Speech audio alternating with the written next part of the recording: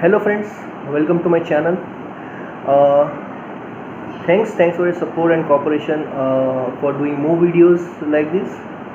आज हम बात करने वाले हैं डिप्टी सीएम के डायरेक्टिव के बारे में regarding the school fees. Probably on 17th of this month deputy CM ने एक प्रेस कॉन्फ्रेंस और एक वीडियो रिलीज़ किया जिसमें उन्होंने स्कूल्स को एक डायरेक्टिव दिया है कि they will not be charging fees for more than 1 month and they will not charge anything apart from tuition fees. मतलब ट्यूशन फीस के अलावा वो कोई और कंपोनेंट चार्ज नहीं करेंगे, जैसे कि annual fund, building fund, meals, transport, ये सब. अब ये किया क्यों गया है? सवाल ये आता है कि क्या वो ये चाहते तो पूरी फीस वेव ऑफ नहीं कर सकते थे? कर सकते थे, but there is a very logical rational behind it. First, जो ट्यूशन फीस आप स्कूल्स को देंगे उससे schools will be able to pay salaries to their staff, fair enough. Second, ये भी हो सकता था कि अगर पूरा फीस वेव ऑफ होता तो जो स्कूल्स ने जो एक इनिशिएटिव लिया हुआ है ऑनलाइन लर्निंग का, और जो ऑनलाइन लर्निंग दे रहे हैं वो उसको शायद हो सकता बंद कर देते हैं. बंद करने से क्या होता? हमारे ही बच्चों का नुकसान होता. वो पूरे आज ऑनलाइन लर्निंग से they are occupied, they are doing something, उसके बाद वो पूरे दिन उनके पास कुछ नहीं होता करने के लिए. तो ये to keep these ends meet ये सब चीज़ें की गई हैं. अब स्कूल्स इसको किस तरीके से ले रहा है? They have certain point of arguments, they have their own rationals कि ये ना किया जाए ऐसा वैसा.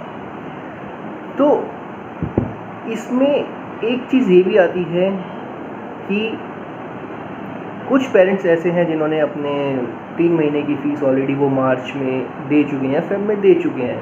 अब उनके पास कोई गाइडलाइंस नहीं है कि वो फ़ीस जिन्होंने दे दी है how it would be adjusted further, होगा नहीं होगा, रिफ़ंड होगा. ये डायरेक्टिव्स या गाइडलाइंस अभी कोई गवर्नमेंट से आई नहीं है. Probably schools will follow their something own कि वो कैसे होगा. मेरे पास एक स्कूल से एक मैसेज आया, फ़ीस के लिए पहले आता रहता था. 17 के बाद मुझे एक मैसेज आया.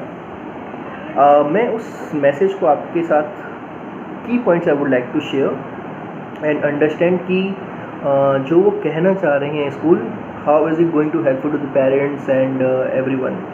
क्योंकि हमेशा देखा गया है कि स्कूल्स के मामले में और फीस के मामले में information is not that transparent, ends connected नहीं होते. कोई कुछ कह रहा है, कहीं से कुछ गाइडलाइंस आ रही है, स्कूल्स कुछ अपना कर रहे होते हैं. तो this is really challenging time for parents to get this kids admission to the school and pay their fees.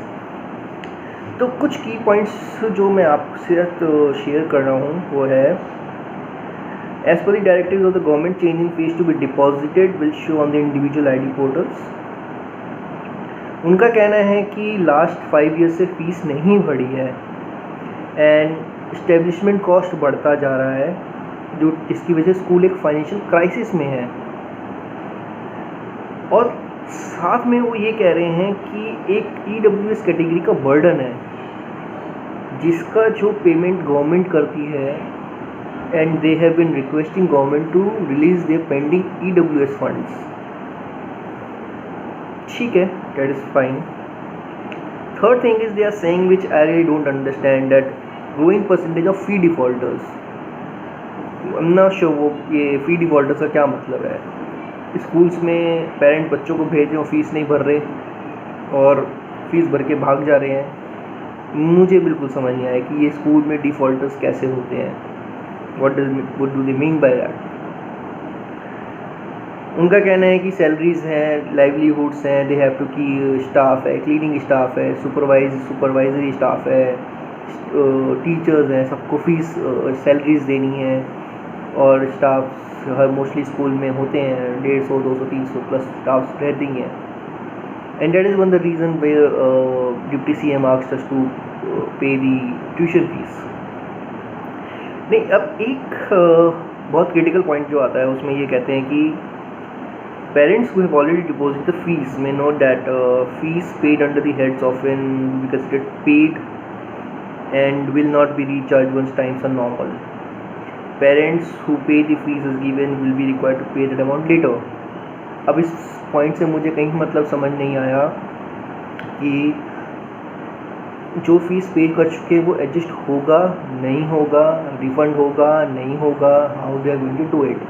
So what I am going to do is I am going to reach out to the respective teacher and understand in detail कि how they are going to do it, वो कैसे करने वाले हैं. But parents इस सब चीज़ों में मैं एक रिक्वेस्ट ये करूँगा कि please never go for any kind of argument और फीस रोक लेना, ये मत करिएगा. बिकॉज हमें समझना पड़ेगा ये टफ़ टाइम्स है, चैलेंजिंग टाइम्स है. फीस देंगे तो हमारे जैसे ऐसे बहुत टीचर्स हैं जिनकी जो सैलरीज पर डिपेंडेंट है, उनकी सैलरीज नहीं रुकनी चाहिए. एंड साथ में हमें ये भी देखना है कि we are not paying anything irrational, या ऐसा कुछ हम पे नहीं कर रहे हैं जो we are not liable to. और ये सारी चीज़ें होंगी कैसे?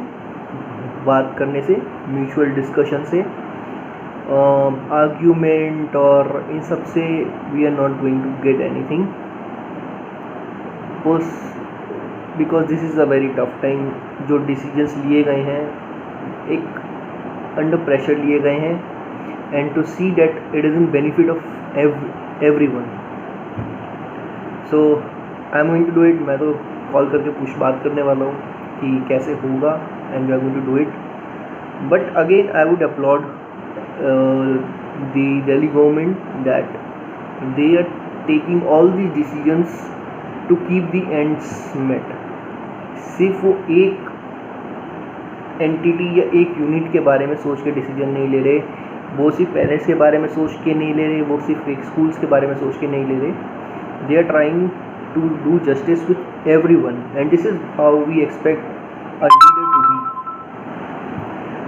सो दैट्स व्हाई आई थॉट कि मैं इस पर एक वीडियो बनाता हूँ, क्योंकि अगेन जैसे कहा कि ज़्यादा गाइडलाइंस और ट्रांसपेरेंसी नहीं होती है स्कूल के इंफॉर्मेशंस में. न्यूज़पेपर में कुछ होता है, जब आप स्कूल्स में जाते हो तो आपको कुछ इन्फॉर्मेशन मिलती है. So I thought I am very close to the actual information. Rest आप सब स्कूल्स में बात करिए, and then you find out कि what is the actual scenario and how schools are going to deal with it. Hope मैंने आपको sufficient information देने की कोशिश करी है.